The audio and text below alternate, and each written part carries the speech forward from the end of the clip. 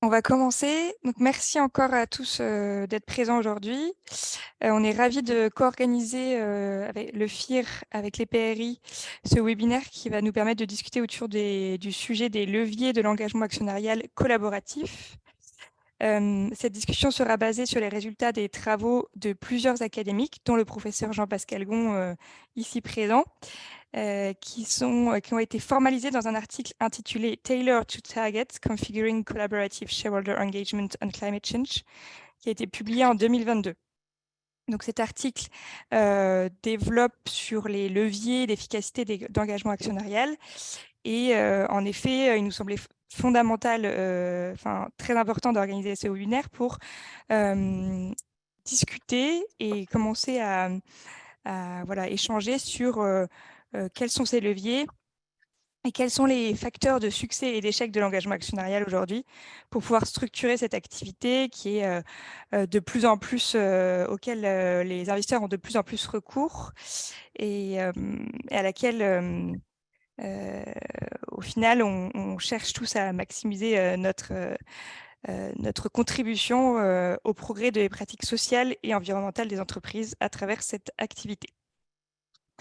Donc, je vais passer la main à Clara Mello pour présenter l'agenda plus en détail, mais juste avant, une petite précision. Donc, sachez que nous allons d'abord avoir un temps de présentation de Jean-Pascal, puis un temps de table ronde et au final un temps de questions-réponses, donc d'échanges avec les participants et les panélistes. On vous invite vivement à lever la main et on vous ouvrira votre micro pour que l'échange soit plus interactif. Mais vous pouvez toujours poser vos questions au fur et à mesure dans le chat si vous le voulez, par écrit. Et si on n'a pas le temps de traiter toutes les questions, évidemment, n'hésitez pas à les poser par écrit aussi et on vous y répondra à l'issue du webinaire. Voilà, merci beaucoup Clara, je te laisse la main. Merci Marie, et un grand merci à tous les participants et au FIR pour l'opportunité de pouvoir donner davantage de visibilité à cette recherche très très importante qu'on a été ravis de pouvoir suivre en anglais et qu'on voulait absolument pouvoir rendre accessible aux membres du FIR et aux signataires des PRI. Et donc, dans le cadre de cette collaboration, il nous importait beaucoup de pouvoir avoir un groupe de panélistes non seulement français, mais plus largement francophones, qui sont donc présents parmi nous aujourd'hui. Donc, dans un ordre ni alphabétique, ni d'importance ou de compétences, Luc Riols, qui est ESG analyste, vote and engagement et spécialiste environnement chez Candriam. On a Bertig Gnocchi, gérante ISR, responsable de l'engagement actionnarial. Aussi Anya Seiler, senior ESG engagement specialist qui est chez Ethos. Pierre Devichy, responsable ISR. Excusez-moi, j'ai un problème d'écran. Je vous laisserai donc vous présenter plus en avant et évidemment je vais passer la main bientôt à Marie pour ce qui est de présenter le professeur Jean-Pascal Gon. En termes de déroulé pour aujourd'hui, tout d'abord, on aura une présentation plutôt méthodologique de l'approche qui a été suivie pour cette recherche, notamment sur les résultats des travaux et qui vont aider les participants à mieux comprendre comment construire des engagements collaboratifs efficaces. Et ensuite, on aura donc nos collègues de chez Candriam, Sycomore, RAFP et Ethos qui pourront donc témoigner de leurs expériences de terrain dans l'engagement actionnarial. Je laisse à Marie le soin de présenter Jean-Pascal et de passer à la suite. Merci beaucoup. Merci Clara. Oui, donc comme on l'a dit, on va commencer par une présentation de cet article coécrit par Jean-Pascal avec d'autres professeurs et d'autres académiques. Donc Jean-Pascal Gon, il est professeur de RSE à Bayes Business School de la City University of London. Il a reçu le prix FIR PRI du meilleur article en 2018 pour son article When Do Theories Become Self-Fulfilling? Exploring the Boundary Condition of Performativity. Depuis 2018, Jean-Pascal est devenu membre du jury du prix et contribue activement aux travaux de la commission recherche du FIR. Comme il va nous l'expliquer, cet article est basé sur l'étude de 503 actions d'engagement au sein de 15 processus d'engagement collaboratif menés par les PRI de 2008 à 2019. Donc, on est ravis de pouvoir établir aujourd'hui une connexion entre notre commission recherche au FIR et notre commission engagement. Et ravis plus largement d'établir cette connexion entre la recherche académique et la mise en œuvre opérationnelle sur un sujet comme celui de l'engagement opérationnel, comme celui de l'engagement actionnarial, pardon, qui est très cher au FIR et au PRI. Et nous prévoyons aussi de poursuivre ces travaux entre les commissions du FIR. Et ce webinaire marque pour nous un début de cette collaboration plus étroite. Voilà, Jean-Pascal, je te laisse la main sans plus attendre. Merci beaucoup. Merci pour cette belle introduction et merci de m'offrir cette opportunité de présenter ces travaux de recherche à un public francophone. J'ai préparé une petite présentation PowerPoint que je vais partager avec vous, qui va me permettre de vous présenter les principaux résultats de cette recherche, qui porte effectivement sur les leviers d'efficacité de l'engagement actionnarial collaboratif et dont on pourrait traduire le titre de l'article, configurer les engagements collaboratifs sur le changement climatique à l'aune de la cible. L'idée étant, qui ressort essentiellement de cette recherche, qu'il est strictement nécessaire d'essayer d'adapter ces processus d'engagement collaboratif aux caractéristiques des entreprises ciblées. Donc, je suis aussi tout à fait ravi d'avoir l'opportunité de travailler avec le FIR et les PRI, sachant que cette étude résulte d'un appel d'offres du PRI, en fait, qui avait eu lieu en 2016 pour étudier les facteurs de succès de l'engagement actionnarial sur les aspects ESG. Et en fait, 2 équipes avaient été récompensées. L'équipe d'Elroy Dimson, qui s'est attachée à analyser l'impact de l'engagement collaboratif sur la performance financière sous un angle beaucoup plus quantitatif. Je pense que les panélistes avec qui j'ai eu l'occasion de discuter, d'interagir auparavant connaissaient déjà très bien les résultats de cette étude. Et en fait, l'autre équipe qui avait aussi reçu la possibilité d'être retenue était une équipe que j'avais montée avec différents collègues. Et nous nous attachions plus aux aspects qualitatifs et multiméthodes pour essayer de comprendre les dynamiques sous-jacentes au processus de création de valeur dans le contexte d'engagement. Alors, ce n'était pas un projet qui nous a rendu richissimes parce qu'il y avait un tout petit financement de 8 ou 10 000 livres. On était déjà très contents. Mais par contre, c'est un projet qui nous a donné un accès considérable à tout un ensemble de données d'archives des PRI, l'accès à la plateforme, la possibilité aussi de conduire des entrevues avec des acteurs des PRI, des acteurs liés au PRI qui conduisent les processus d'engagement. Et donc, on a conduit une première phase qualitative qui nous a amené à développer un rapport qui a été publié par les PRI, que vous connaissez peut-être, sur les mécanismes de création de valeur dans le processus d'engagement. Et en fait, cette recherche est le résultat de la deuxième partie de cette étude, qui faisait partie du projet initialement soumis au PRI, où on s'était engagé à conduire, à utiliser des analyses multiméthodes, et en particulier les approches qualitatives comparatives en logique floue, pour essayer de comparer plus systématiquement des processus d'engagement et essayer de comprendre leur efficacité. Et donc, le résultat de cette recherche, en fait, a été accepté pour publication en 2022 et publié sous forme de working paper. Les épreuves sont prêtes, donc je pense que l'article sera en ligne dans les jours qui viennent, dans Management Science, dans un numéro spécial dédié au changement climatique.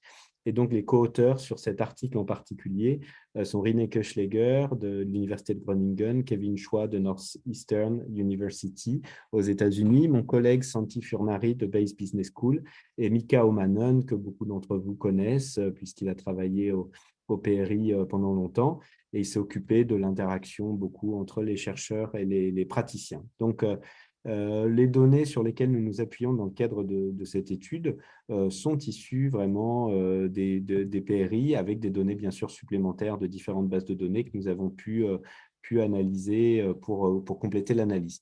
Donc, on s'intéresse ici à l'efficacité de l'engagement actionnarial collaboratif et d'après nous, ces engagements, on les a appelés engagements collaboratifs d'une part parce qu'il s'agit plutôt de discussions à huis clos, ce qu'on appelle les engagements privés plutôt que des engagements publics très vocaux où les investisseurs forment une coalition et essaient de discuter avec les entreprises cibles de manière relativement discrète, même si parfois ils peuvent prendre des positions publiques.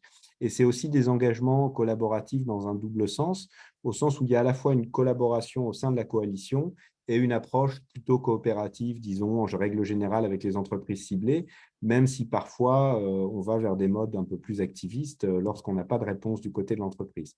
Et là, le cœur vraiment de cette recherche, c'est d'essayer de développer une approche configurationnelle de ces engagements.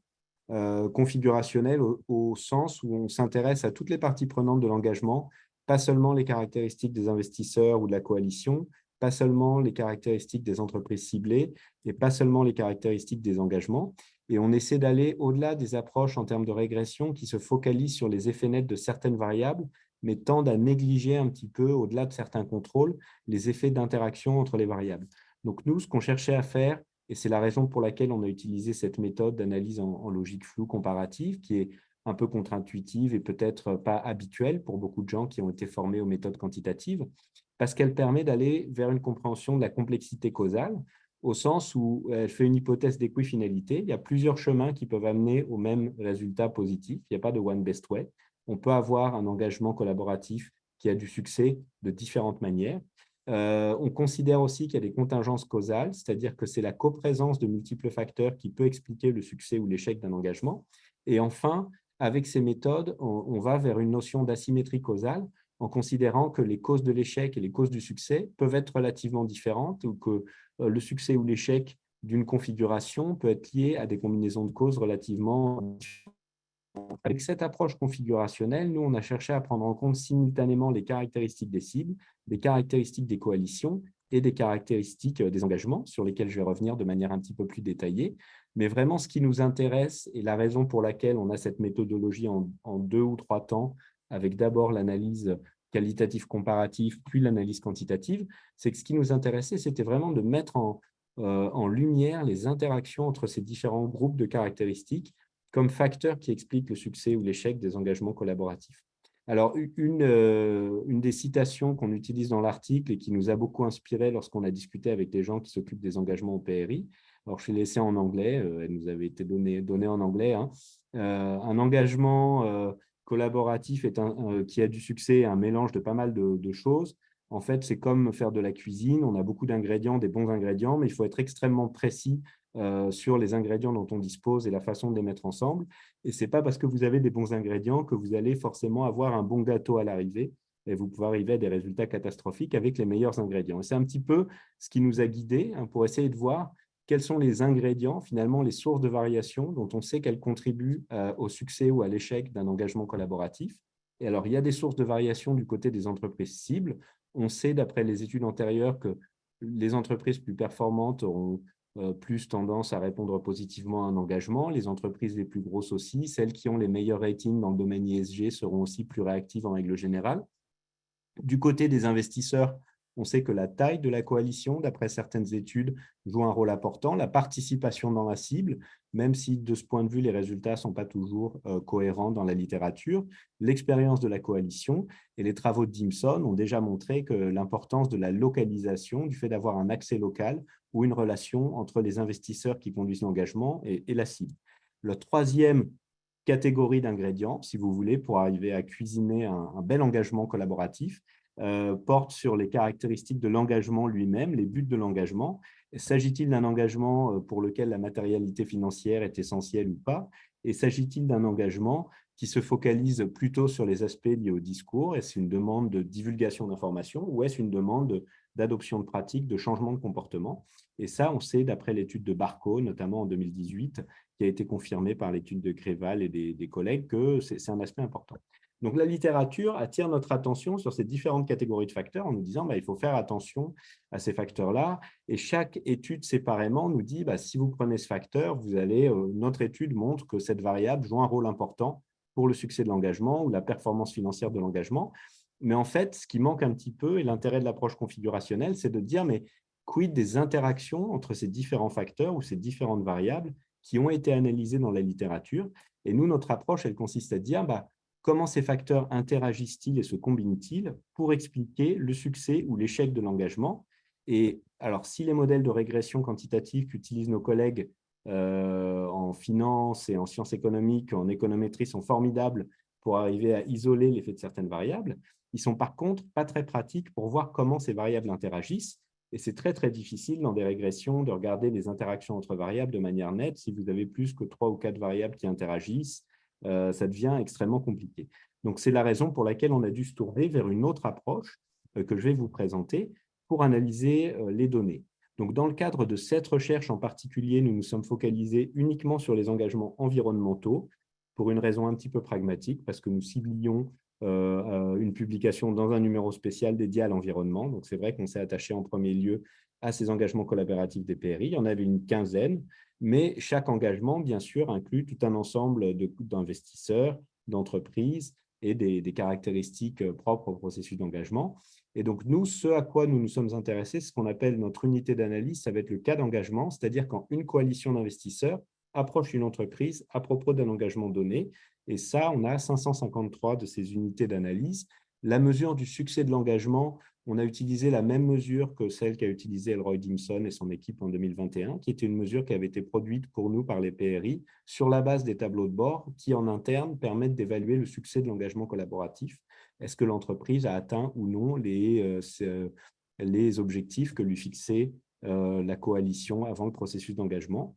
Et d'un point de vue méthodologique, pour arriver à capturer cet effet lié à de multiples interactions entre variables, on a utilisé différentes méthodes. Donc, en premier lieu, cette méthode qualitative comparative en logique floue. Alors, c'est un petit peu comme de la logique booléenne. Vous avez un résultat qui peut être positif ou négatif, qui s'explique par un ensemble de causes, et vous pouvez aller chercher tous les processus d'engagement, regarder quel est le résultat et regarder quelles sont les causes qui étaient présentes ou absentes. Alors ça, c'est si on le faisait en logique binaire. Et on peut le faire aussi en logique floue en se disant est-ce que les causes sont plus ou moins présentes et plus ou moins absentes et quel ensemble de combinaisons de causes permet de produire un résultat donné. Alors, ce n'est pas aussi simple qu'un processus de réduction logique, parce que bien sûr, on va observer certaines configurations et il y a des configurations possibles qu'on ne va pas pouvoir observer. Donc, on a quand même besoin d'un algorithme pour arriver à identifier quelles sont les configurations qui mènent à certains résultats. Ensuite, le problème de cette méthode, c'est qu'elle permet de bien comprendre les interactions entre variables, mais par contre, elle ne permet pas de prendre en compte beaucoup de variables de contrôle. Donc, c'est la raison pour laquelle, ensuite, on a réintégré les configurations qu'on a identifiées dans des modèles de régression probit pour essayer de voir dans quelle mesure nos configurations contribuent à expliquer ou pas le succès ou l'échec des collaborations, au-delà des facteurs qu'on a contrôlés, qui sont ceux considérés dans la littérature comme expliquant l'efficacité de l'engagement, pour arriver à avoir vraiment l'effet de nos configurations. Et pour essayer de comprendre comment fonctionnent ces configurations, c'est aussi appuyé sur tout un ensemble d'entrevues qu'on avait conduit dans le cadre de cette recherche, au total 88, donc près d'une centaine, avec des investisseurs, des managers, des membres des PRI en charge de l'engagement pour comprendre les mécanismes explicatifs des résultats obtenus. Donc, on a vraiment quelque chose de multiméthode. Alors, le type de résultat qu'on obtient, c'est celui que je vous présente sur ce tableau. Donc, on peut voir qu'il y a des configurations liées au succès, des configurations liées à l'échec qui ne sont pas exactement les mêmes. Et on peut identifier la présence ou l'absence. Alors, quand il y a un rond plein, ça veut dire qu'il faut que la caractéristique soit présente. Quand il y a une croix, ça veut dire qu'il faut qu'elle soit absente. Quand il n'y a rien, ça veut dire que la configuration est indifférente à la présence ou à l'absence de la caractéristique. Et on voit que les configurations associées au succès sont relativement différentes. Elles ne combinent pas nécessairement les mêmes types de leviers du côté de la coalition, les mêmes types de caractéristiques des entreprises et les mêmes types de caractéristiques des engagements. Alors là, du coup, je vais regarder avec vous un tout petit peu plus en détail les configurations qui sont liées au succès.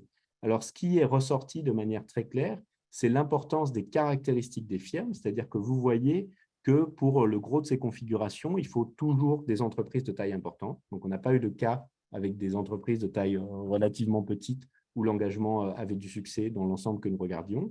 Et on voit aussi qu'il y a une caractéristique qu'on a appelée la réceptivité des firmes, c'est-à-dire que quand vous avez une entreprise qui a beaucoup de slack, beaucoup de ressources, de la profitabilité financière qui est grosse et qui en plus a de bons antécédents en termes de performance environnementale, elle va être beaucoup plus réactive. Et donc là, du coup, c'est quelque chose qui ressort. Et il semble que le degré de réceptivité des entreprises contribue à expliquer vraiment le succès de l'engagement. Et ensuite, si vous regardez les leviers, la présence ou l'absence de différents leviers de coalition, de formation de la coalition, ce qui nous a surpris, c'est de voir que la participation dans la cible, qui est souvent considérée comme essentielle, semble moins centrale que la taille de la coalition. Il vaut mieux avoir une très, très grosse coalition. L'accès local et l'expérience semblent aussi jouer dans certaines de ces configurations un rôle essentiel. Et la participation dans la cible, c'était un facteur indifférent en fait, au succès. dans les configurations qu'on a pu identifier. Et enfin, si vous regardez les caractéristiques en termes de nature des engagements, de caractéristiques de l'engagement, ce qui nous a beaucoup surpris, c'est que les engagements qui correspondent à des cas de succès sont tous des engagements pas focalisés sur la communication, donc plutôt sur l'adoption de pratiques et sur des changements de comportement.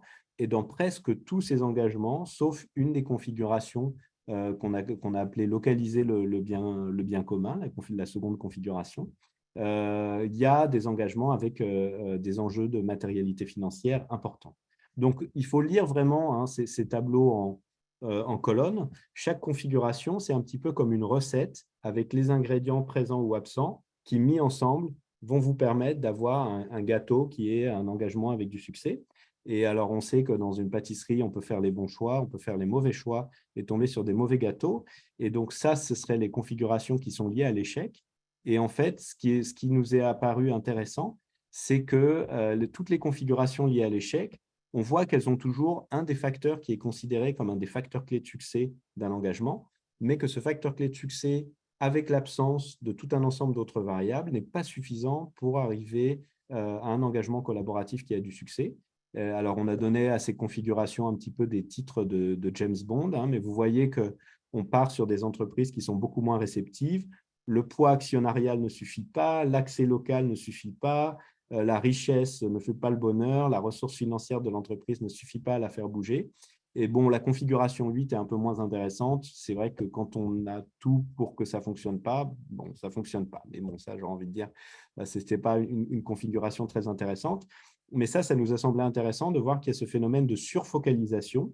C'est-à-dire que si vous vous précipitez sur la best practice et vous dites il faut, avec un accès local, on va y arriver, là, ce qu'on voit, c'est que ce n'est pas toujours le cas parce qu'il vous faut en fait d'autres caractéristiques souvent pour que ça fonctionne, de manière efficace. Alors, nos collègues quantitatifs sont un peu sceptiques par rapport à ces analyses en termes de configuration. Ils sont moins habitués à l'analyse logique et plus habitués aux analyses de régression. Donc, du coup, ce qu'on a fait, c'est qu'on a encastré l'analyse en termes de configuration dans des régressions linéaires probit pour vérifier si ces configurations avaient un pouvoir prédictif important. Alors, grosso modo, je reprends les unités d'analyse dont on parlait avant, une coalition qui engage une entreprise sur un engagement donné, les 553. Une fois qu'on a identifié ces configurations qui sont un peu des idéotypes, on a reclassifié chacun des engagements dans une des configurations en utilisant un algorithme spécifique.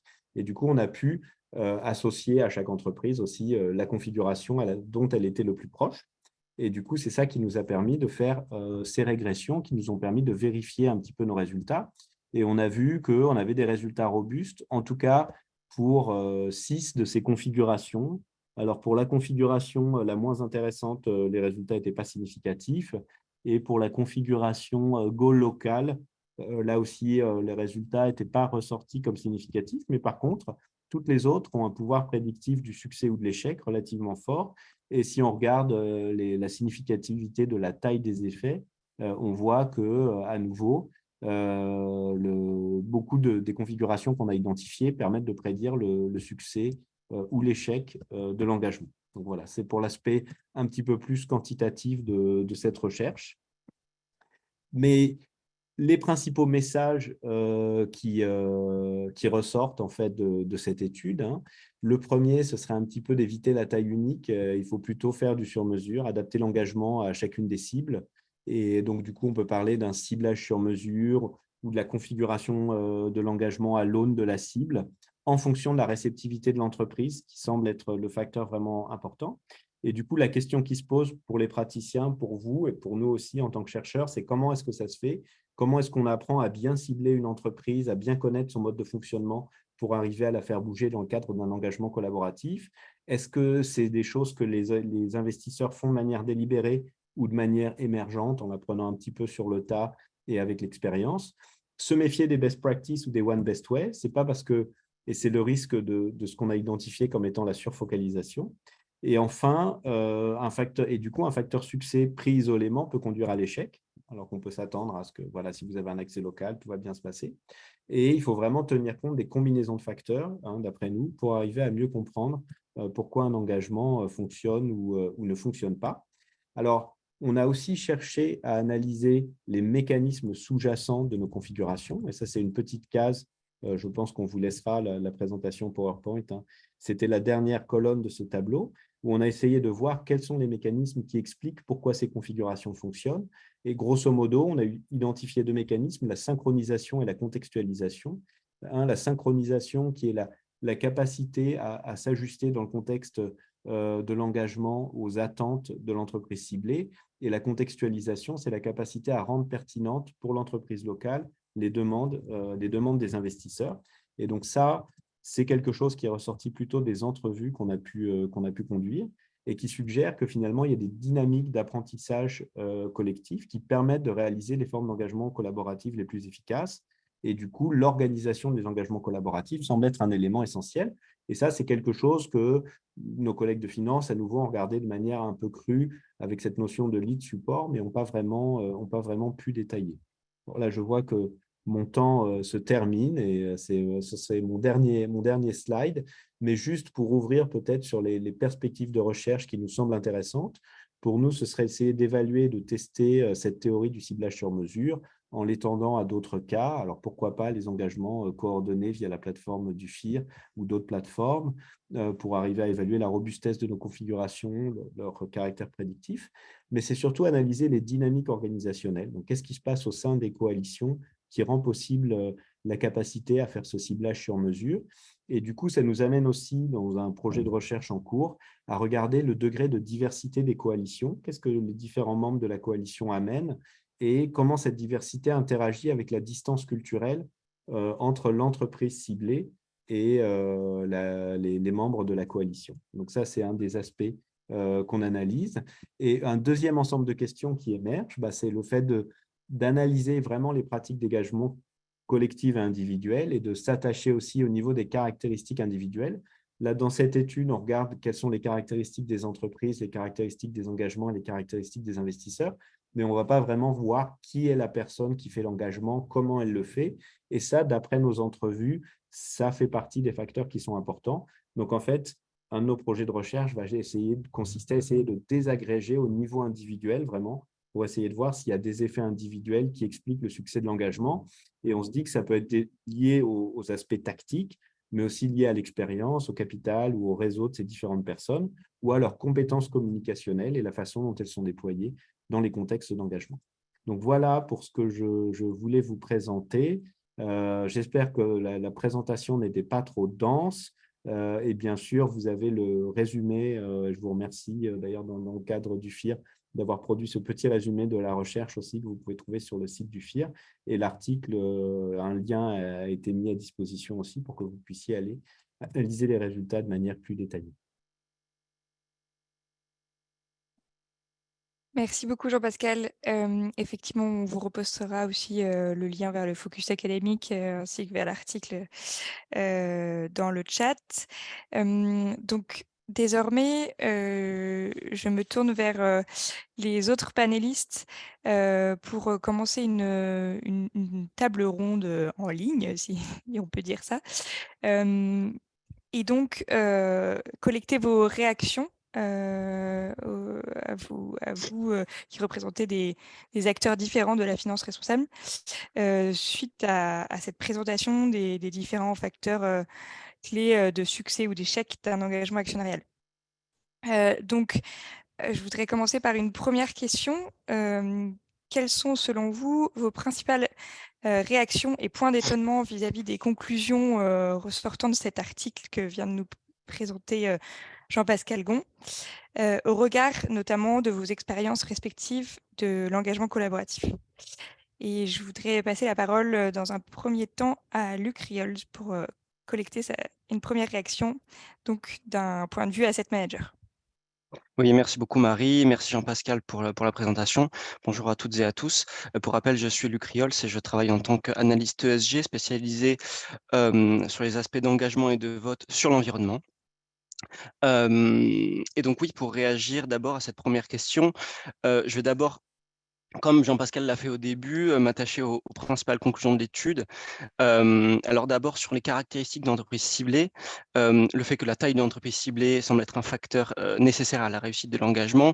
Alors sur ça, j'ai trouvé ça assez intuitif. En fait, si une entreprise a une taille certaine, comme l'a expliqué aussi Jean-Pascal, ça veut dire qu'elle a les ressources internes pour accéder aux demandes des investisseurs, avec notamment souvent une dynamique qu'on commence à voir, c'est des équipes dédiées aux demandes ESG, des équipes, même les titres des IR, c'est IR ESG même maintenant. Vu qu'ils sont plus gros, ils ont aussi un risque de controverse, hein, donc un risque réputationnel plus élevé. Et plus la société est de taille importante, et là je remercie aussi ma manager Sophie, parce qu'on a pas mal discuté de cette étude aussi, et donc c'est peut-être lié aussi au fait que la taille, plus une société a une taille importante, plus elle va faire partie d'indices standards sur lesquels sont basés des ETF, eux-mêmes basés sur des algorithmes qui vont réagir aussi automatiquement à des controverses. Donc, c'est aussi pour ça qu'elles vont y être plus sensibles, mais je parle sous le contrôle de Jean-Pascal, hein. Ce que je vous dis n'a pas été encore vérifié scientifiquement, pas ce que je sache. Et ensuite aussi, un petit mot sur les antécédents environnementaux. À savoir que les engagements envers les sociétés qui ont des antécédents environnementaux, enfin une note environnementale élevée pré-séquence d'engagement, c'est aussi également assez intuitif, et je crois que ça fait totalement écho aussi aux conclusions de l'étude de l'année dernière de Dimson, pardon, Jean-Pascal, si je ne me trompe pas. Ensuite, sur le levier de fonctionnement de la coalition, alors c'était surprenant mais intéressant de voir que la taille de la coalition est un levier qu'on retrouve dans tous les cas, alors que le niveau d'investissement dans la cible ne semble pas faire la différence, ou en tout cas semble être un levier moins important. Alors la question qu'on s'est posée en préparant cette intervention, c'est que c'est pas sûr que ce soit une bonne nouvelle pour la démocratie actionnariale, hein, dans la mesure où même si on engage avec la société, qu'on a un poids certain, c'est pas sûr qu'on y arrive. En revanche, c'est plutôt une conclusion positive pour les petits investisseurs qui peuvent faire entendre leur voix, en s'alliant, et ce même s'ils représentent un petit pourcentage de la société. Donc l'union fait j'ai envie de dire, le nombre fait la force plus que le poids finalement. Et d'ailleurs, dans la deuxième question, la deuxième question tout à l'heure, je donnerai un petit exemple d'engagement qui va dans ce sens-là. Et ensuite, s'agissant des pratiques versus la disclosure, alors ma première réaction a été, comme les équipes de Jean-Pascal et je crois aussi les autres panélistes, a été la surprise. Ça m'a paru assez contre-intuitif, hein, compte tenu de mon expérience dans l'engagement en général, et aussi à l'opposé donc de l'étude de Dimson de l'année dernière, qui concluait que les demandes qui ont le plus de chances de réussir sont celles qui demandent le moins de ressources pour les sociétés, et donc le reporting et la disclosure, alors que changer la stratégie, faire des investissements, évidemment, ça demande plus de ressources. Mais ensuite, on a discuté à la fois avec le groupe avec les panélistes, et aussi également j'ai eu des discussions en interne, et peut-être que le reporting maintenant fait moins de différence aux yeux des investisseurs que les changements comportementaux. Et également, les changements de comportement se défendent peut-être mieux d'un point de vue business que les changements de communication, surtout si les sociétés cibles peuvent, pendant la séquence d'engagement, comprendre quelles sont les meilleures pratiques de certains concurrents dont elles n'étaient pas au courant. Et aussi deux remarques complémentaires, c'est peut-être également lié, donc ça c'est des discussions qu'on a eues en interne, et avec les panels, c'est peut-être lié aussi à des pressions réglementaires sur le pilier E, et surtout sur les aspects climatiques, qui est extrêmement fort, des obligations de reporting qui sont très très fortes, notamment sur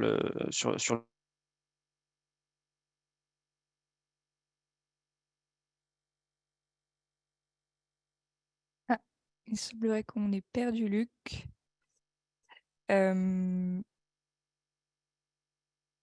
Peut-être le temps qu'il revienne. Bertie, tu veux prendre la parole? Oui, c'est possible, bien sûr.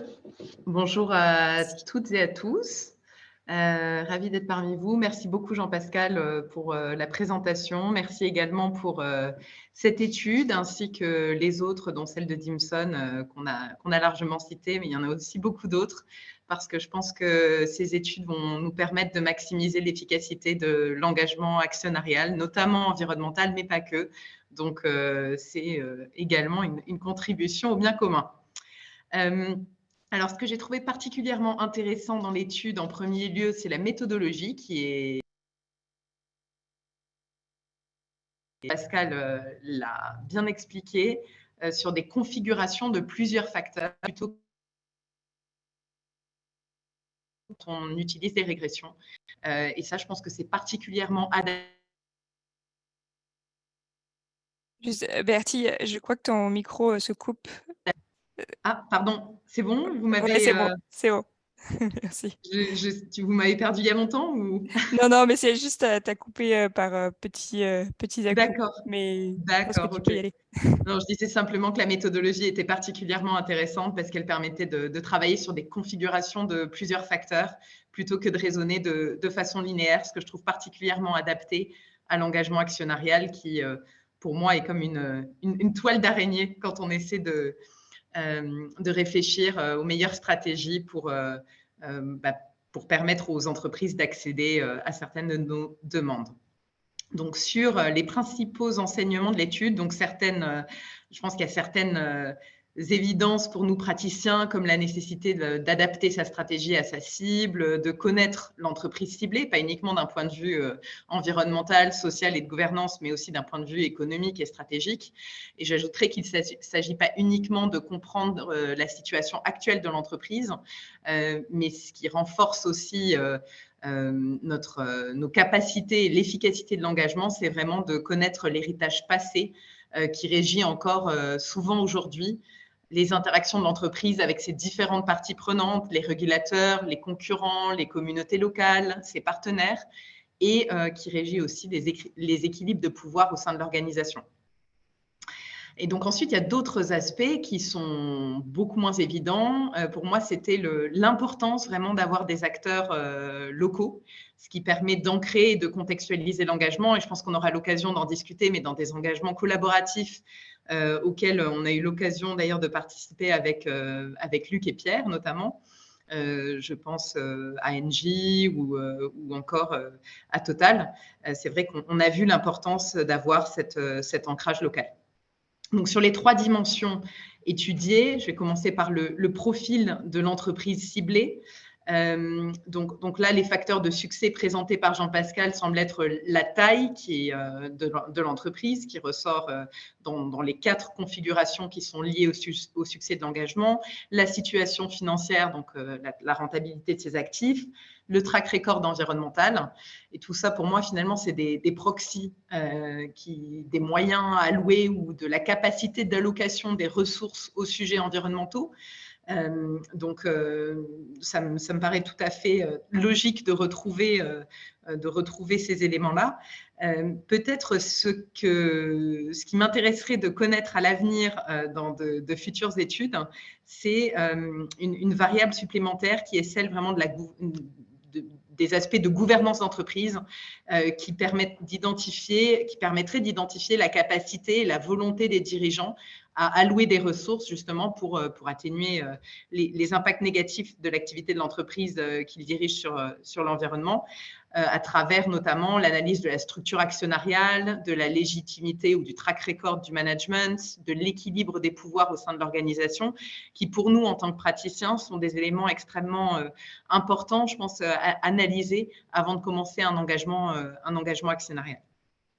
Ensuite, sur la nature de l'engagement, donc de la même manière, dans une optique de matérialité financière, bien que ça puisse être surprenant, comme l'a souligné Luc, je trouve ça aussi logique finalement de se dire que l'entreprise effectue une allocation de ses ressources de manière rationnelle et va en premier lieu se concentrer sur ce qui est matériel d'un point de vue financier.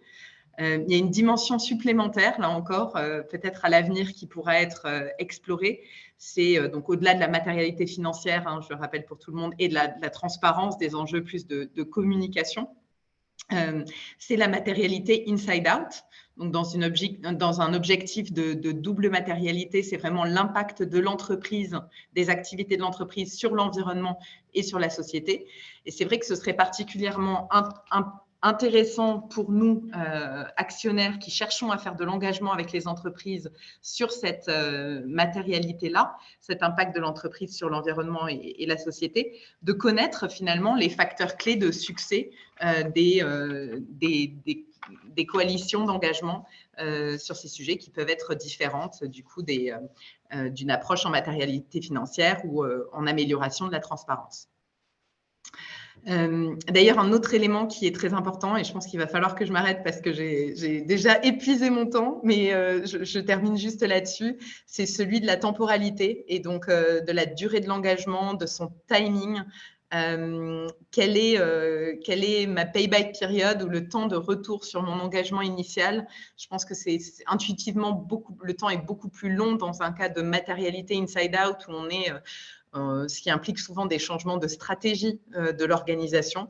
Et donc, ce serait aussi un élément intéressant. On verra ce qu'en pense Jean-Pascal Gon, peut-être à investiguer par la suite. Voilà, je m'arrête là. On pourra reparler peut-être de la coalition et autres plus tard. Tout à fait. Merci beaucoup, Bertie. Effectivement, on a un programme assez chargé, mais c'était déjà très intéressant. Donc, Luc est revenu. Luc, juste, on t'a perdu, je crois, vraiment à la fin de ton exposé.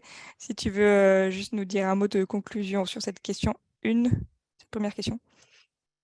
Je voulais juste rajouter ce que j'ai pas eu le temps de dire. Enfin, ce que j'ai. Désolé, on a des petits problèmes internet au bureau. Ce que j'ai pas eu le temps de dire, je pense, c'est aussi la sensibilité générale aussi du public et donc des personnes et des sociétés avec lesquelles on engage sur le pilier E en général par rapport aux autres problématiques SG, qui fait aussi peut-être qu'on a une meilleure réponse quand on s'attaque à ces problématiques-là, mais c'est seulement une sensation plus que quelque chose qui a été prouvé scientifiquement. Voilà. Ok, super, merci beaucoup. Du coup, je passe la parole très rapidement à Anna qui va nous donner un point de vue plus proxy advisor sur cette première question, première réaction à l'article. Oui, merci beaucoup Marie pour la question. Moi, j'aimerais réagir par rapport à 3 leviers qui ont été mentionnés. C'est d'abord la grande coalition, l'élément d'accès local et puis aussi cette nature d'engagement de matérialité financière versus focalisation sur la communication. Donc, je pense que d'abord, la grande coalition, le fait d'avoir une grande coalition, évidemment, ça aide. On a beaucoup plus de visibilité aussi pour la réceptivité au niveau de l'entreprise. Par exemple, avec l'initiative Climate Action 100+, on est à 700 investisseurs signataires et on a énormément de visibilité. Si on compare, par exemple, le Carbon Disclosure Project, le CDP, avec son équivalent au niveau social, la Workforce Disclosure Initiative, la WDI, on a beaucoup plus de succès aussi avec le CDP aussi parce que la taille de la coalition est plus importante. Je pense au même temps, il faut aussi dire qu'au niveau opérationnel, ça peut poser aussi des challenges. Si on a une grande coalition, l'exécution de l'engagement peut être plus défiant. Pour revenir à la Climate Action, il y a par exemple 20 investisseurs qui participent à l'engagement avec Nestlé et en fait, ça demande aussi des ressources de coordonner ces efforts. Et je pense, bon, je ne vais pas me faire des amis, mais il faut aussi dire que parfois, il y a aussi du free riding, c'est-à-dire qu'il y a parfois des investisseurs qui soutiennent l'engagement, mais après, ils ne réagissent pas trop aux emails ou par exemple, ils ne participent pas au call de coordination pour mettre l'agenda, etc., les questions à poser. Et donc, je pense, là aussi, ils ont un rôle qui est prévu dans les termes de référence, alors qu'ils ne contribuent pas forcément à ces grandes coalitions. De revanche aussi, on peut dire qu'avec une petite coalition, parfois, ça peut être aussi très, très dynamique. Donc, ça dépend aussi. Par rapport à mon deuxième point où j'aimerais réagir rapidement, c'est l'élément d'accès local.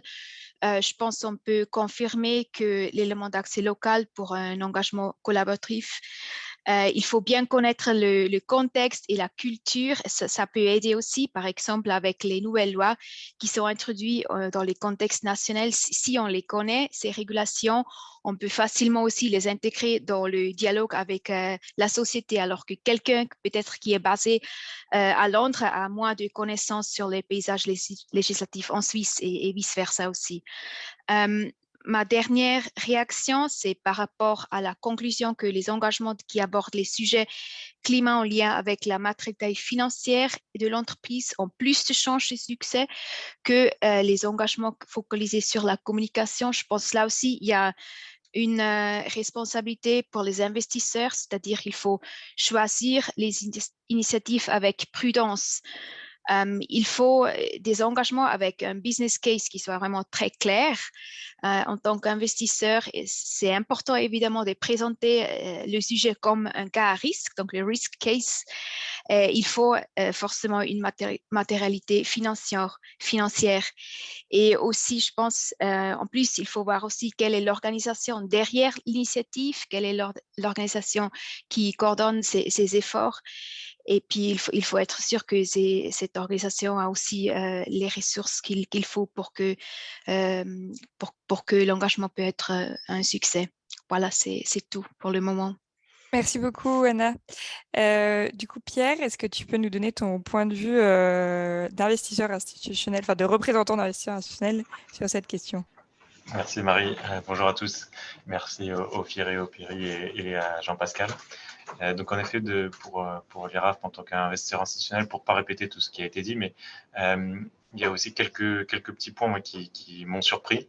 On a parlé plusieurs fois de la matérialité versus la divulgation. Je pense qu'il y a aussi peut-être des paramètres à l'intérieur de l'entreprise qui peuvent justifier ces choses-là. Moi, des expériences passées, ce qu'on peut voir, c'est que par exemple, une entreprise, elle va être plus à même de répondre sur des sujets de divulgation si jamais les demandes environnementales sont moins alignées avec son business model. On peut penser par exemple à des compagnies pétrolières ou des minières qui sont très exposées au charbon. Voilà, ça leur coûte évidemment moins de répondre aux demandes, enfin satisfaire les investisseurs grâce à de la divulgation. Et un petit peu à l'opposé, on a des entreprises qui ont déjà beaucoup travaillé sur leur plan de climat, notamment les entreprises dont le sujet climat est finalement inhérent à l'activité. On peut penser par exemple aux énergéticiens, des entreprises comme Iberdrola ou EDF. Quand on va les approcher, finalement, ils ont comme une connaissance beaucoup plus fine de leur business model à eux. Et encore une fois, là où on peut, nous, en tant qu'investisseurs, apporter peut-être une plus-value et donc avoir du succès, c'est sur des sujets plus transverses et notamment de divulgation d'informations. Donc ça, c'était un premier point là-dessus. Et il y a quelque chose qu'on a un petit peu évoqué, la synchronisation des demandes vis-à-vis du business de l'entreprise. Je pense qu'il y a quelque chose qu'on a assez peu évoqué, c'est aussi la synchronisation en amont de l'engagement. Et ça, moi, je le vois comme un élément central. Finalement, le moment où on contacte l'entreprise en tant qu'investisseur, c'est déjà l'aboutissement d'un processus qui est assez long. Et notamment, on a eu dans certains engagements l'entreprise qui nous répondait « Ah oui, mais vous nous demandez telle ou telle pratique ou tel CAPEX, etc. Mais on a d'autres investisseurs. Parfois, ça peut être « Ah, mais voilà, nos investisseurs américains, ils ne nous demandent pas ça, etc. » Donc, je pense que plus on est en tant qu'investisseur unis sur les demandes, plus ça aide. Et là, dans ce contexte-là, des grandes coalitions comme les PRI ou l'initiative Climate Action 100 qu'on a mentionné aident beaucoup en ce sens. Par exemple, l'initiative Climate 100, il y a avec le benchmark, voilà, c'est des critères qui sont précis et définis. Donc ça aide à faire passer un message à l'entreprise. Et également, peut-être, on pourra y revenir plus tard peut-être, c'est aussi la préparation en termes d'escalade. Je pense que c'est important. On l'a évoqué, c'est un dialogue plutôt privé, plutôt collaboratif. Quand tout se passe bien, on en reste là. C'est important aussi d'avoir en tête quels sont les prérequis qu'on demande pour finalement, si l'engagement est un échec, qu'est-ce qu'on adopte comme stratégie d'escalade d'engagement. Et à ce moment-là, c'est bien d'en avoir discuté avant. Ça paraît idiot dit comme ça, mais en fait, ça l'est pas toujours. Et notamment, un petit peu essayer de définir des seuils communs pour parler de manière le plus unie possible, voilà, pour éviter que au milieu de l'engagement, l'entreprise offre, disons, un quart ou la moitié de ce que demandent les investisseurs.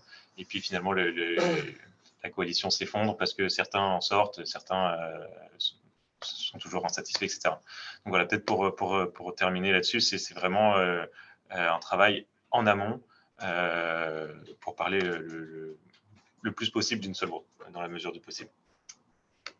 Merci beaucoup, Pierre. Donc, je vais passer à ma deuxième question et si vous pouvez juste répondre en un exemple pour qu'on réussisse à respecter le timing le plus possible. Donc, l'exemple le plus pertinent pour vous. Est-ce que donc, vous pourriez donner un exemple de changement de configuration de vos initiatives d'engagement qui ont amené à plus de succès ou encore des situations d'échec dont les causes ont été identifiées? Donc, je te repasse la parole, Luc. Ouais, merci Marie. Je vais faire qu'un seul exemple. Je vais essayer de faire sans coupure Internet. Donc, l'exemple que je vais vous donner, c'est celui d'Unilever, pardon. Donc, depuis 2018, Candriam, on faisait partie d'un groupe de travail actif de l'initiative Access to Nutrition auprès d'Unilever qui visait à améliorer à la fois le reporting et les pratiques sur les aspects de nutrition. Mais après pas ou peu de progrès au fil des années, on a finalement décidé en 2021 de rejoindre la coalition Healthy Market, dirigée par ShareAction. Et on a décidé de co-déposer assez rapidement une résolution qui visait à accélérer les actions concrètes de l'entreprise et à envoyer un signal à l'ensemble du secteur, en fait. Et alors, le résultat a été assez rapide. Dès que la société a été mise au courant, ils ont tout de suite discuté et accepté d'améliorer leur disclosure. Et ça a entraîné d'ailleurs une lame de fond sur tout le secteur, puisque rapidement après, Danone et Nestlé leur ont emboîté le pas. Donc, ça a eu en plus un gros impact à la fois sur la société, mais en plus sur toute l'industrie. Donc la combinaison de facteurs, si je puis dire, Jean-Pascal, pour moi, ce serait l'alliance, en fait. On était dans une initiative collaborative qui vivotait, qui marchait pas très bien, enfin, qui vivotait pas l'initiative collaborative elle-même, mais sur cette société, en tout cas, ça marchait pas très bien. Donc, j'identifie 3 facteurs. L'alliance avec une ONG qui est vue comme très, très active dans le milieu. ShareAction est quand même très active et ils arrivent souvent à sécuriser des avancées, plus la menace d'une résolution actionnariale. Et là aussi, je me tourne vers Bertie et Pierre. C'est une menace qui marche, qui malheureusement, on est obligé d'en arriver là souvent pour sécuriser, ne serait-ce que d'avoir des entrevues avec les sociétés. Je ne parle même pas de progrès, mais juste des entrevues. Et en plus, c'était aussi au moment, le momentum était assez particulier parce que c'était au moment de leur échec de rachat d'une unité du groupe GSK. Et ils avaient aussi publié des résultats assez décevants. Donc pour moi, c'est une combinaison de ces 3 facteurs. Donc je répète, l'alliance avec une ONG très active, la menace d'une résolution actionnariale et le momentum. Super, merci beaucoup. Bertie, est-ce que tu as un exemple à nous donner? Oui, tout à fait. Donc, je vais vous parler de téléperformance, donc pour sortir un petit peu des sujets environnementaux. Comme la plupart d'entre vous, je pense, connaissent Téléperformance, mais donc c'est le leader mondial de la gestion externalisée de l'expérience client avec plus de 420 000 salariés. Dans un premier temps, entre 2016 et 2019, on a mené un dialogue individuel à huis clos avec l'entreprise sur la gestion du capital humain. C'est une entreprise et un secteur dans lequel la rotation des salariés est extrêmement élevée. Donc, il n'est pas rare que les taux d'attrition annuels avoisinent les 90%. Donc voilà, gestion du capital humain, conditions de travail, respect des droits fondamentaux. Dans un deuxième temps, en 2019, en fait, il y a eu une mise en demeure par Uniglobal Union, donc une confédération intersyndicale internationale, et une ONG, Sherpa, sur le non-respect de la loi sur le devoir de vigilance. Et là, du coup, avec d'autres investisseurs, nous avons créé un engagement collaboratif soutenu par le FIR et Uniglobal Union d'ailleurs, pour aller plus loin. Et suite à ça, donc suite à 2019, il y a eu le Covid, une aggravation certaine des conditions de travail au sein de Téléperformance, avec plus de 70% des collaborateurs qui encore en 2021 étaient en télétravail. Il y a eu pas mal d'articles de presse sur les conditions de travail, le flicage chez soi, etc. Donc là, l'engagement est devenu plus public et lors de l'AG 2022, on a notamment déposé des questions écrites en Assemblée générale. Donc 6 investisseurs faisaient partie de cette coalition qui a déposé des questions écrites en AG à l'époque. Nous n'avons pas, Sycomore, trouvé les réponses à ces questions satisfaisantes. Donc en fait, on a désinvesti entre avril et octobre 2022. Et le 10 novembre 2022, beaucoup d'entre vous qui étaient investis, je pense, s'en souviennent.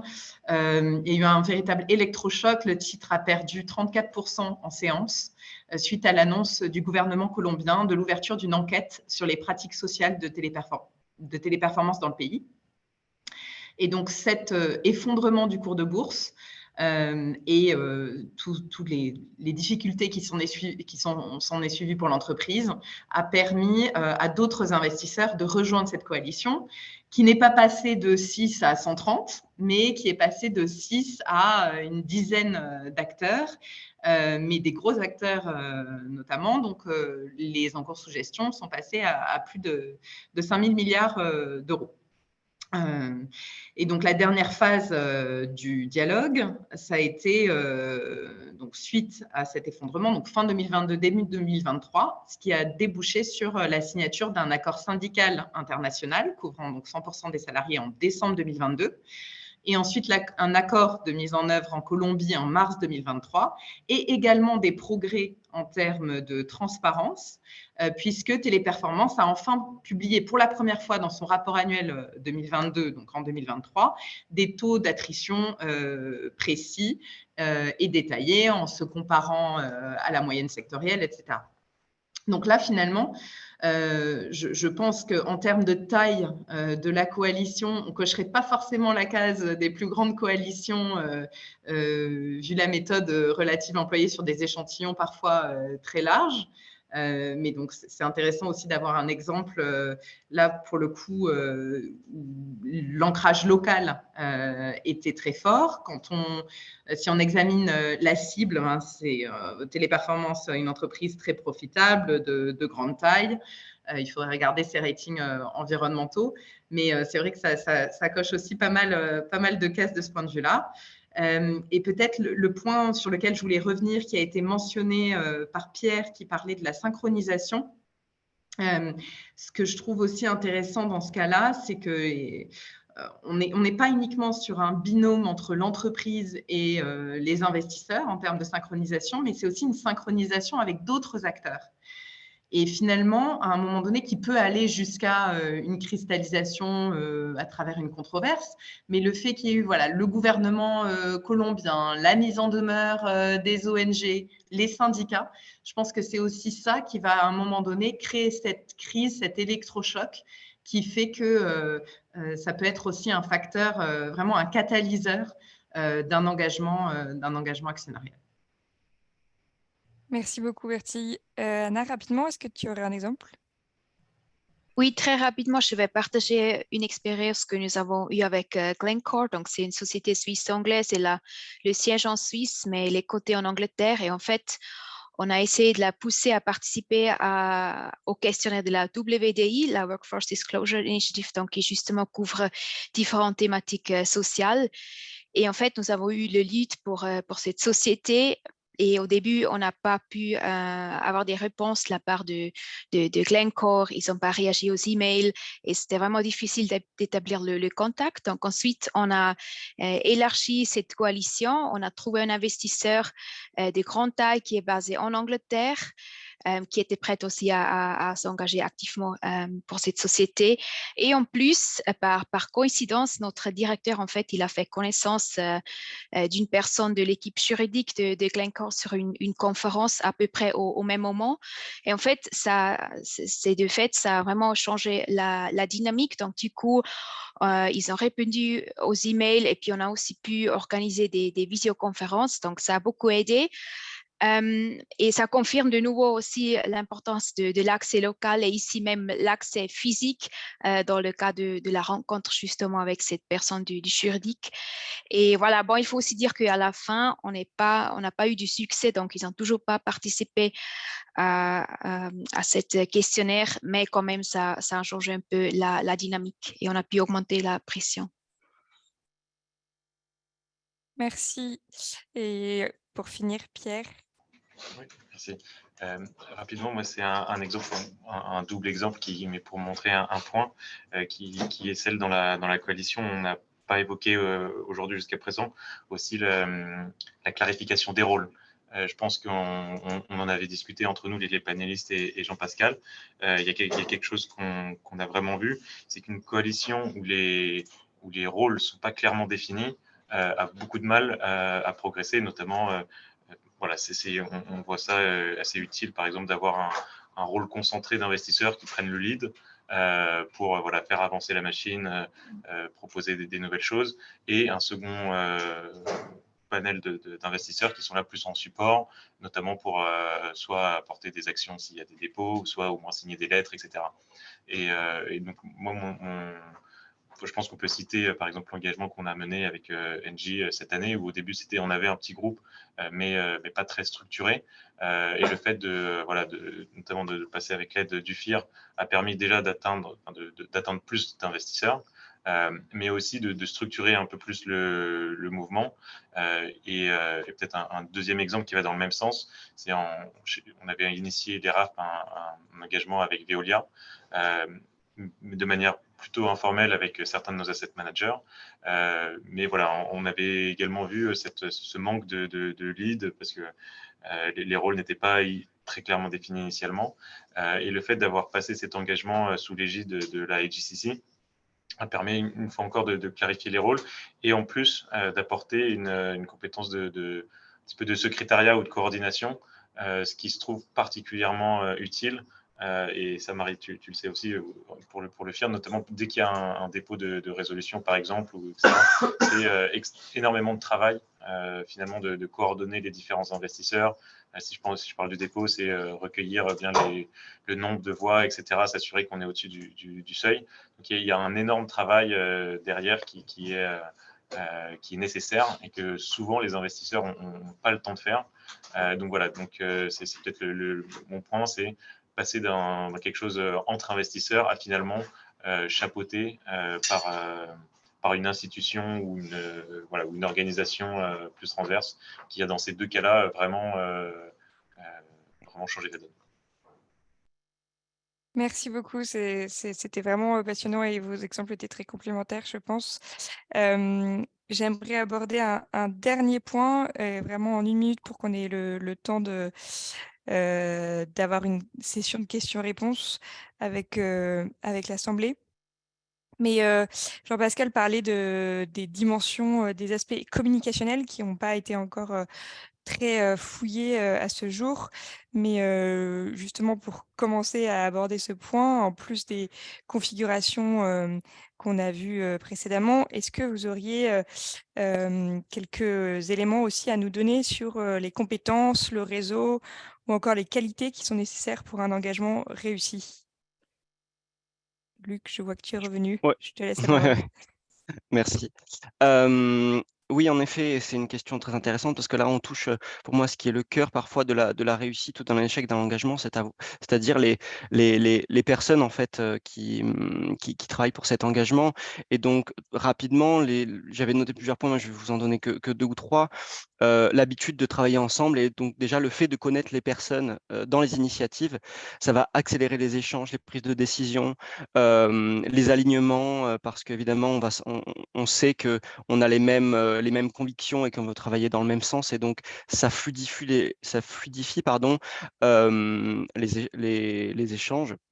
Ça me permet aussi de rajouter, on en a déjà parlé, hein, c'est Pierre qui les a mentionnés, la synchronisation très importante et la clarification des rôles, évidemment, et la synchronisation, effectivement, décider en amont des étapes d'escalade, je dirais. Pour moi, c'est hyper important, et je pense que c'est intéressant de mentionner très rapidement aussi des engagements qu'on a eu en 2022, où en fait, on n'avait peut-être pas assez et je pense que ceux qui étaient dedans vont reconnaître l'engagement, on n'avait pas assez défini les étapes d'escalade et ce qu'on voulait clairement de la société ou pas. Et du coup, on s'est retrouvé un peu le bec dans l'eau au moment où la société a accepté de progresser sur certains points, mais pas sur d'autres, et où en fait, il y avait d'un côté des investisseurs qui étaient satisfaits et donc qui voulaient arrêter l'engagement ou arrêter là, et d'autres qui n'étaient pas satisfaits et qui voulaient aller à une étape d'escalade supérieure. Donc effectivement, la synchronisation en amont, pour moi, est essentielle, et c'est quelque chose, je pense, qu'on a pris en compte cette année dans d'autres engagements qu'on a fait ensemble et qui a mené, pour moi, à plus d'efficacité. Et le deuxième point, c'est aussi l'importance d'avoir des éléments moteurs. Et là, je me tourne vers Pierre et Bertie, qui ont pour moi été des éléments moteurs essentiels dans des engagements de cette année notamment. Et pour moi, ça, c'est ce qui fait tout, parce qu'il faut avoir les ressources et le temps Enfin, il faut suivre ça de près, quoi. Il faut relancer les investisseurs, il faut relancer la société. Et c'est seulement au prix d'un travail acharné, vraiment de ne pas lâcher à la fois les investisseurs de la coalition et la société, qu'on peut arriver à sécuriser des progrès. Merci beaucoup. Est-ce que, Bertie, tu fais réagir à ces propos? Oui, tout à fait. Et merci, Luc, à toi aussi pour ton implication. Alors, du coup, donc, sur l'aspect communicationnel, je pense que le premier point, pour moi, le point le plus important, c'est vraiment, et d'ailleurs, c'est ce qu'on a essayé de faire chez Sycomore ces dernières années, c'est vraiment de développer des profils hybrides qui soient à la fois compétents et sur les sujets financiers, comme ils le sont sur les sujets extra-financiers. Donc, bien connaître leur secteur, bien connaître l'entreprise d'un point de vue stratégique, d'un point de vue économique, financier, environnemental, social, de gouvernance, et bien connaître les enjeux, bien entendu, de l'engagement. Donc, ce qui est encore autre chose quand on est sur des enjeux d'engagement climat, c'est aussi un gros bout, et c'est pas la même chose que de faire de l'engagement sur le droit du travail, par exemple. Donc ça, c'est vraiment la première chose, c'est vraiment la bonne connaissance de ces sujets, une connaissance à 360 degrés. Ensuite, la deuxième compétence, je dirais, à avoir, c'est vraiment la proximité géographique et culturelle, qui n'est pas d'ailleurs forcément physique, hein, mais la connaissance de l'environnement dans lequel l'entreprise évolue, et notamment sa direction générale, son conseil d'administration. Et ça, c'est proche aussi du réseau, même si c'est un petit peu différent. Donc ça, c'est mon troisième point, le réseau. Qui est très important, pas uniquement au sein de l'entreprise, mais voilà, j'ai parlé tout à l'heure des syndicats, des régulateurs, des pouvoirs publics. C'est important à un moment donné de savoir à quelle porte aller taper et quel levier actionner pour essayer d'amplifier certains, ou en tout cas d'avoir du soutien pour certaines demandes. Ensuite, mon quatrième point, ce serait le fait d'avoir un noyau dur. Donc là, je rejoins tout à fait ce que Luc mentionnait, hein. Un noyau dur d'investisseurs qui sont engagés, qui sont clairs sur leurs intentions, qui sont bien organisés. Ça, je pense que c'est absolument crucial pour avoir un engagement qui se passe sans encombre et qu'on paraisse aussi le plus unifié possible vis-à-vis de l'entreprise. Pour ne pas laisser de brèches ouvertes et qu'on puisse vraiment faire front et pousser nos demandes jusqu'au bout.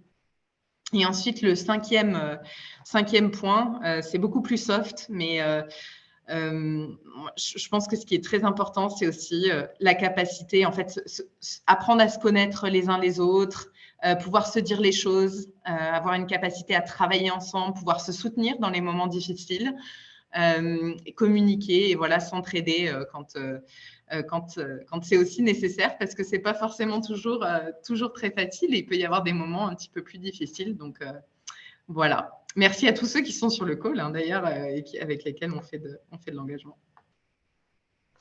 Merci beaucoup, Erti. Oui, on essaiera de créer une boucle, on essaie de mettre en relation au maximum les gens motivés. Pierre et Anna, si en 1 minute, vous avez chacun quelque chose à apporter sur ce point.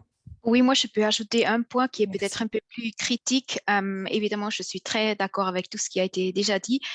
Je pense qu'il y a souvent, si on regarde la stabilité des personnes au niveau des entreprises, si on les compare avec la stabilité des personnes au niveau des investisseurs, il y a parfois des différences. C'est-à-dire que, par exemple, avec Holcim et Nestlé, dans le cadre de la Climate Action 100+, depuis les 5 ans, nous avons les mêmes interlocuteurs au niveau de ces 2 entreprises, alors que pour eux, ça a beaucoup changé en termes d'investisseurs qui rejoignent le call, et parfois on reçoit aussi des commentaires, ah ok, de nouveau, il y a eu un changement, ok, d'accord. Et aussi pour nous, parce qu'après, il faut faire cet effort supplémentaire pour vraiment introduire les nouveaux visages à l'historique de l'engagement avec la société. Et je pense là aussi, les investisseurs, ils ont un certain rôle et une responsabilité à jouer. Merci. Merci. Et moi, très rapidement, je n'ai pas grand-chose à ajouter. Je pense que vous avez tous les trois très, très bien résumé ce qui est important. Et du coup, je conclurai peut-être plutôt sur un appel à tous ceux qui sont dans ce call et avec qui on fait moins d'engagement, à la fois sur les compétences des sujets et à la fois les connaissances personnelles entre investisseurs. En effet, c'est quelque chose qu'on n'a pas au début. Mais voilà, que quand on rejoint des groupes d'investisseurs de coalitions plus ou moins formelles, justement, on apprend beaucoup, que ce soit sur les sujets techniques des entreprises ou les pratiques ou tout simplement personnellement à se connaître. Et du coup, voilà, j'encourage tous ceux qui ne participent pas encore à le faire, parce que voilà, on travaille mieux ensemble et on a beaucoup à apprendre de tous ces engagements. Voilà. Merci beaucoup, Pierre. Donc, on arrive à la fin de notre table ronde et on vous invite, participants, à lever la main si vous avez des questions ou des réactions par rapport à ce qui a été dit.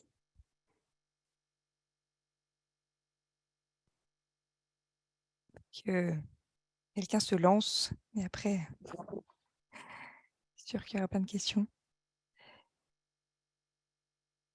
Est-ce que Jean-Pascal, peut-être, tu as des réactions par rapport à aux choses qui ont été dites? Ça t'évoque d'autres points à creuser? Oui, non, je ne veux pas prendre le temps pour les participants. Donc, s'il y a une main qui se lève, je m'interromps tout de suite.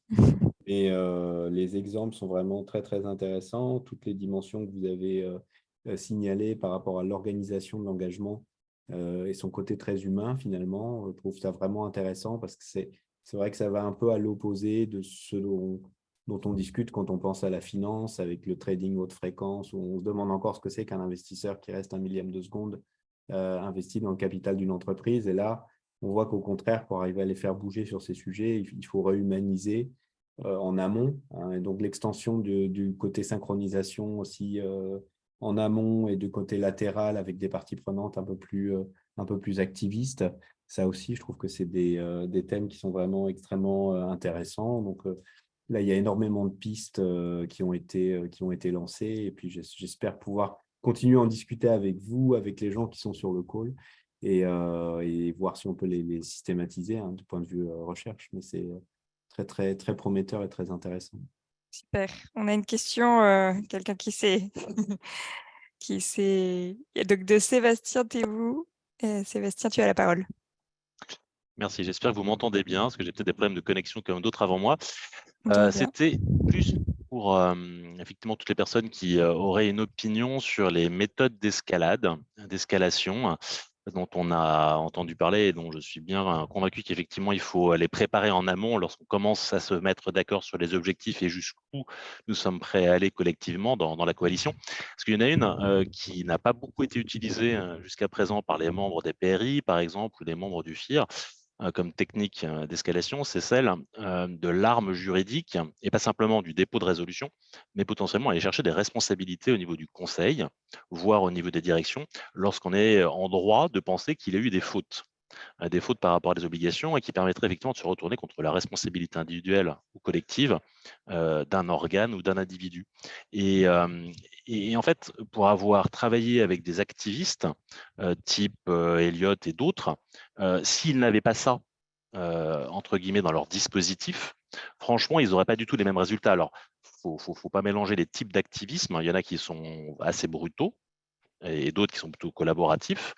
Là, on est plutôt sur le terrain du collaboratif, mais je pense que c'est utile d'avoir ça un peu à sa disposition. Donc, est-ce qu'il y a, par exemple, peut-être, Jean-Pascal, des travaux qui ont déjà permis de voir les effets d'amélioration des leviers sur les engagements collaboratifs lorsque, par exemple, dans un groupe, dans une coalition, on sait qu'il y a quelqu'un qui apporte seulement des crocs un peu, ou en tout cas une habitude d'avoir utilisé ces armes qui sont encore assez peu présentes, mais dont je soupçonne que les entreprises les prendraient très au sérieux quand elles voient débarquer un groupe avec un, un membre qui serait donc plutôt très activiste et prêt à aller assez loin. Est-ce que ça pourrait être, entre guillemets, une injection de compétences ou quelque chose dont le groupe, dans son ensemble, pourrait se saisir pour aller plus loin?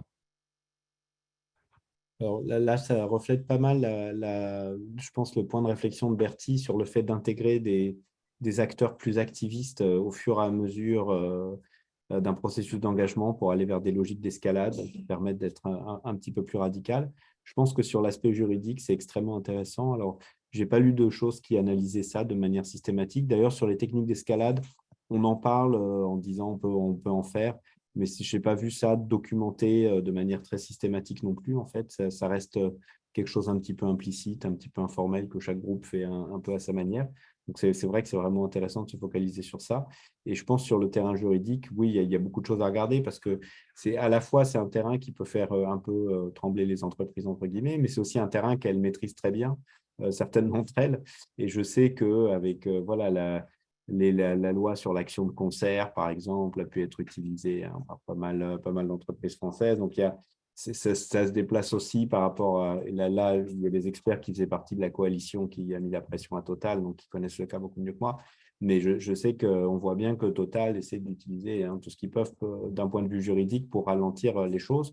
Donc, ça s'est beaucoup déplacé sur le terrain juridique avec les dynamiques de légalisation. Donc, ça, pour moi, c'est aussi des choses à regarder, à explorer. Et ça prend des formes très différentes là, en fonction des différents pays, puisqu'on est tributaire du cadre légal local. Mais je laisse Bertie et peut-être d'autres panélistes réagir. Je suis tout à fait d'accord et je voulais simplement ajouter que dans le cadre des activistes, la plupart du temps, c'est quand même des investisseurs qui agissent seuls.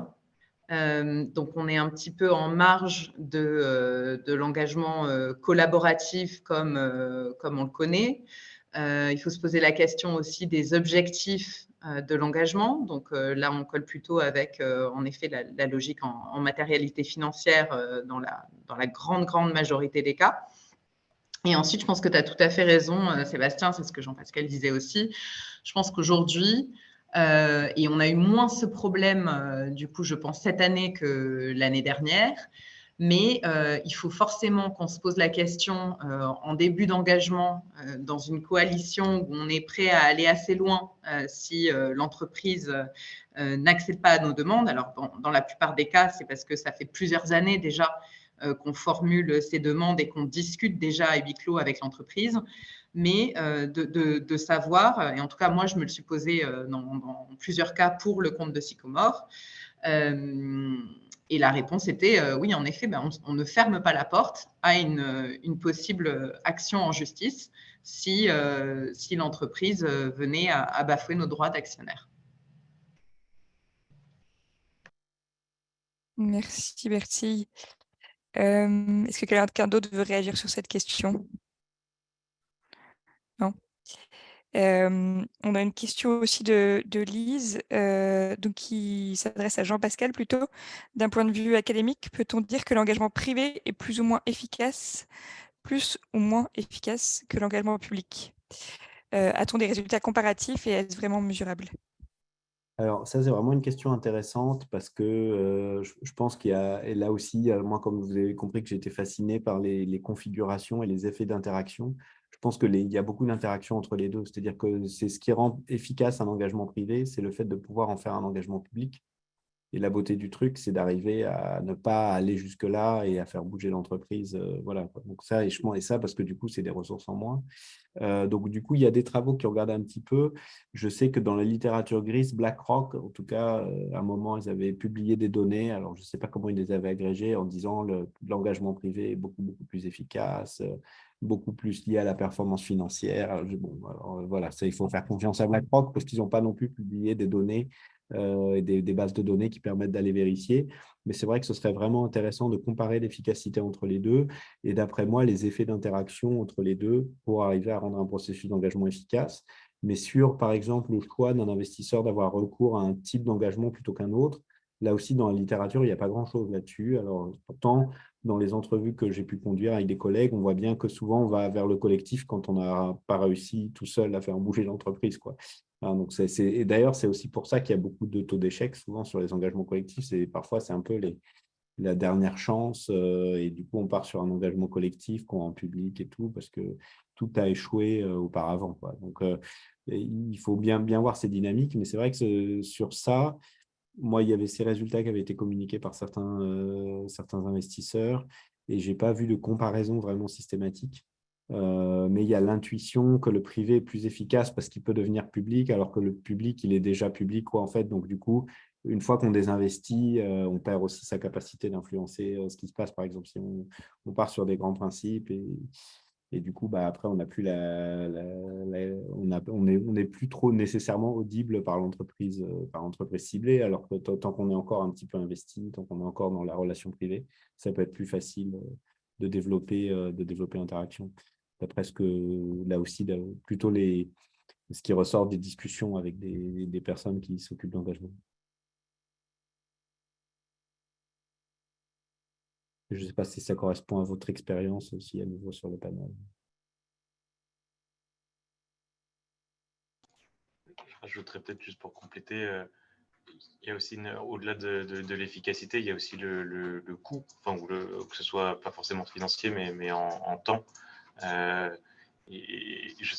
ne sais pas si sur le résultat, voilà, ce que tu mentionnes, Jean-Pascal.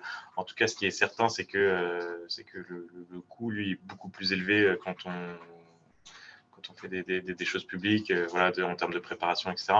Donc, ouais, ça peut être l'autre variable à prendre en compte au-delà du simple résultat.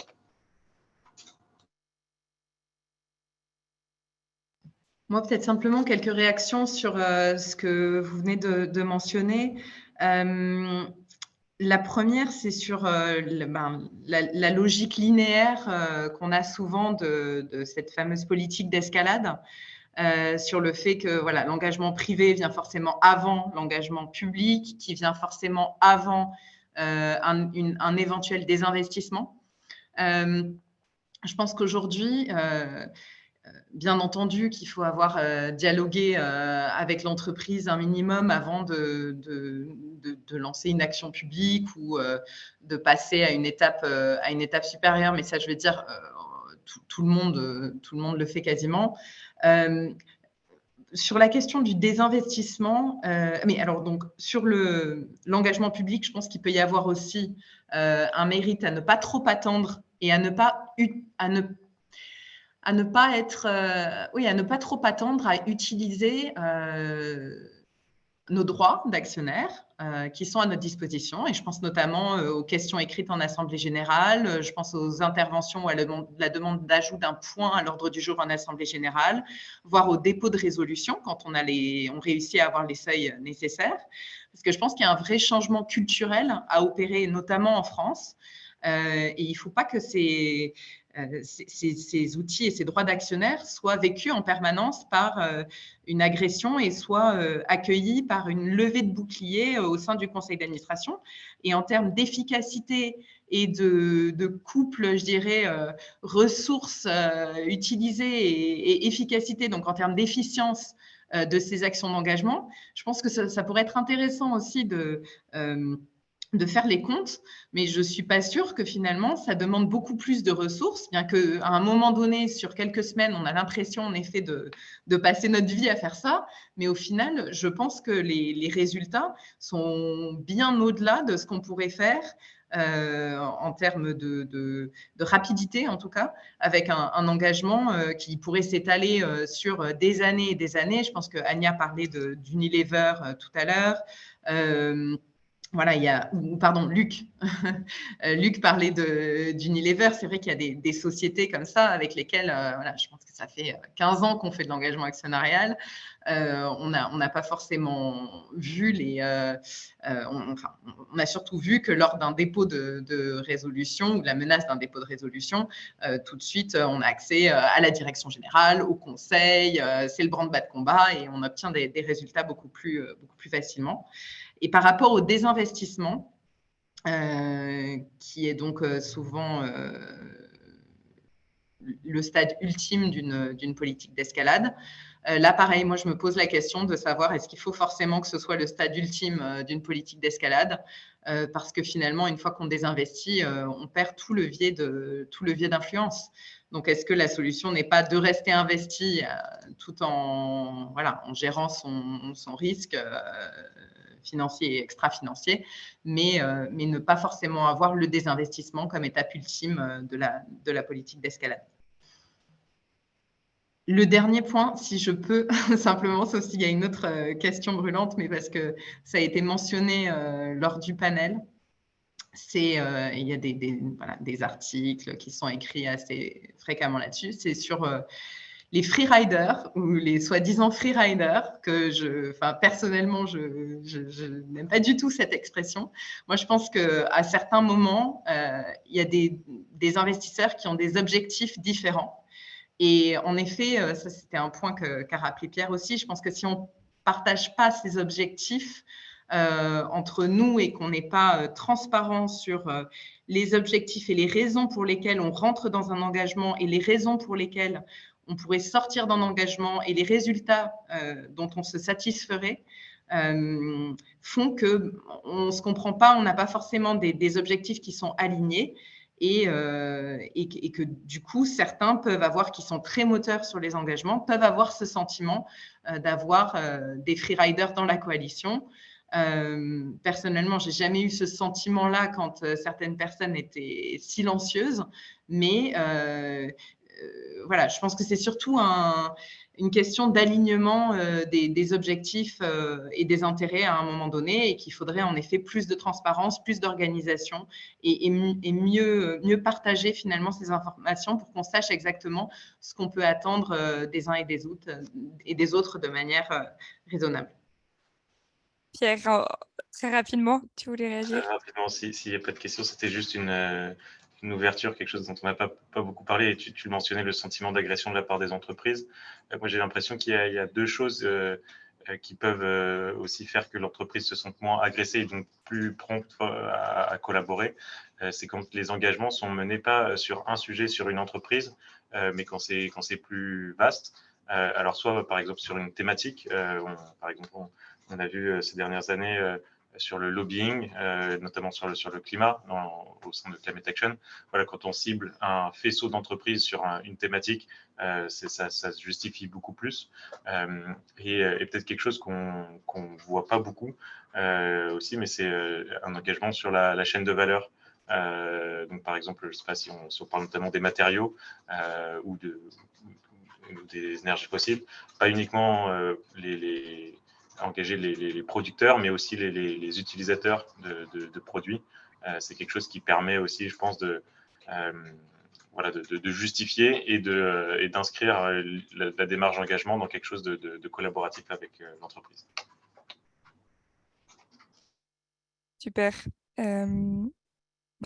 On a une dernière question qui vient de tomber. L'urgence climatique est-elle compatible avec des actions d'engagement qui peuvent prendre plusieurs années? Alors, je pense qu'on va pas avoir le temps de traiter cette question très large, mais voilà, on peut peut-être la garder pour Peut-être en ouverture. 1 minute, Ouais, en 30 si secondes. tu te sens de relever le défi. Non, mais non, clairement, c'est la raison pour laquelle je pense que cette année, voilà, on est nombreux à être passés voilà, à la vitesse supérieure, entre guillemets, même si ça fait des années qu'on essaie, mais à avoir déposé des résolutions en Assemblée générale.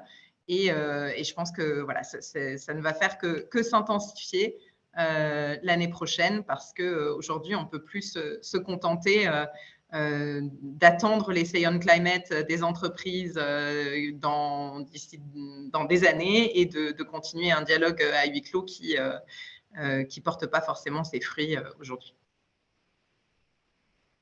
Merci beaucoup, Bertie. Je pense que ça sera le mot de la fin. Donc, très encourageant pour la suite des initiatives d'engagement. Je pense qu'on a besoin de toutes les forces. Donc, merci à tous d'avoir suivi ce webinaire. N'hésitez pas si des questions vous viennent à la suite.